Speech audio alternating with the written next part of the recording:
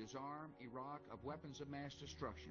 The Saudi Arabian government thwarted efforts to prevent the rise of al-Qaeda and stop attacks, as well as provided financial and logistical support to the Saudi-born 911 hijackers.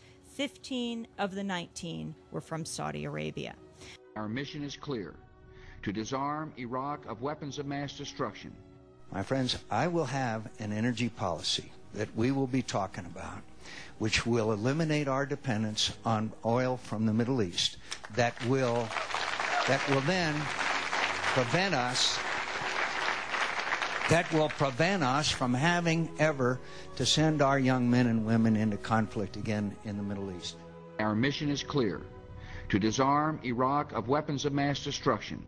Large sections of the report explaining how the Saudis did not cooperate remains classified. The Washington Post reports an entire 28-page section detailing whether Saudi Arabia was somehow implicated in 911 is blacked out. Our mission is clear. Finally, the report reveals that U.S. intelligence had no evidence that Iraq or Saddam Hussein had any involvement in the attacks or connection to al-Qaeda. Our mission is clear: to disarm Iraq of weapons of mass destruction. Former Democratic Georgia Senator Max Cleland, who served on the congressional committees, charged the Bush administration purposely delayed the release of the 911 report until after the Iraq invasion. Knowing what I know today, even though we haven't found the stockpiles of weapons we thought were there, I'd still made the same decision. Our mission is clear.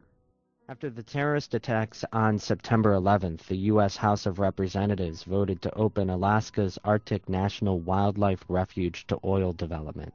The plan is backed by President Bush, who says the oil would lessen America's reliance on the Middle East. Our mission is clear. Our nation must produce more oil. It's safe enough these days that not even Hurricanes Katrina and Rita could cause significant spillage from the battered rigs off the coasts of New Orleans and Houston. Our mission is clear. The Arctic National Wildlife Refuge is located in the northeast corner of Alaska near the Canadian border. The refuge was established over 40 years ago during the Eisenhower administration, when experts recognized just how unique it is. Here lies the last unspoiled portion of what is known as the Arctic Coastal Plain. Although a small portion of the Arctic Refuge overall, the coastal plain is home to an astounding variety of wildlife and represents an essential part of our national heritage. This is where the oil companies want to drill. Our mission is clear.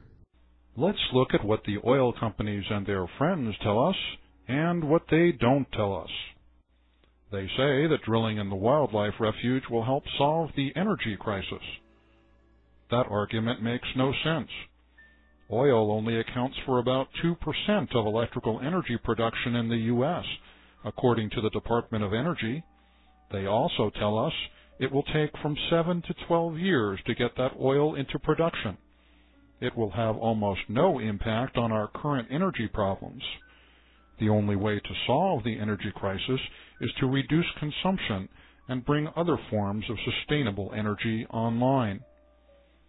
They say they will only drill on 2,000 acres. They don't tell you that drilling platforms only represent a fraction of the impact. Hundreds of miles of pipelines, roads, and dumping grounds for toxic waste will be the result of drilling, and that technology has not changed. They say that drilling in the wildlife refuge will solve dependence on foreign oil. Not a chance. The U.S. Geological Survey says we use 25% of the world's oil, but only have about 3% of oil reserves. Their studies show the Arctic Refuge probably has, at most, enough oil to serve our nation's needs for 6 months. If our cars got just 2 to 3 more miles per gallon on average, we'd save more oil than we'd ever get out of the Arctic Refuge. They say that wildlife and drilling can coexist. They show pictures of caribou and other animals near the pipelines. They don't show you the oil spills. On average, there is 1 oil spill a day in the Alaskan Arctic, with some involving as much as thousands of gallons of oil. My friends, I will have an energy policy. Native Americans of the area seem to favor oil drilling. Sure, the Inupiat people from the town of Kaktovik, just outside the refuge, favor drilling. Since they own 92,000 acres of potential oil-producing land adjoining the Arctic refuge, they would make a fortune. The Inupiat people get much of their food from the sea and would not suffer much if the caribou disappeared. The Gwich'in people, on the other hand, completely depend on the caribou. Sandra Newman, a spokeswoman of the Gwich'in, has this to say. The battle we are fighting is to preserve the calving grounds of the porcupine caribou herd. Each spring, the caribou go to the Arctic National Wildlife Refuge in Alaska and have their calves there. We have lived with the caribou for thousands of years, and they provide us with food, clothing, and spirituality. It is our job to take care of them and protect their habitat. My people are terrified about what will happen to us if we lose the caribou.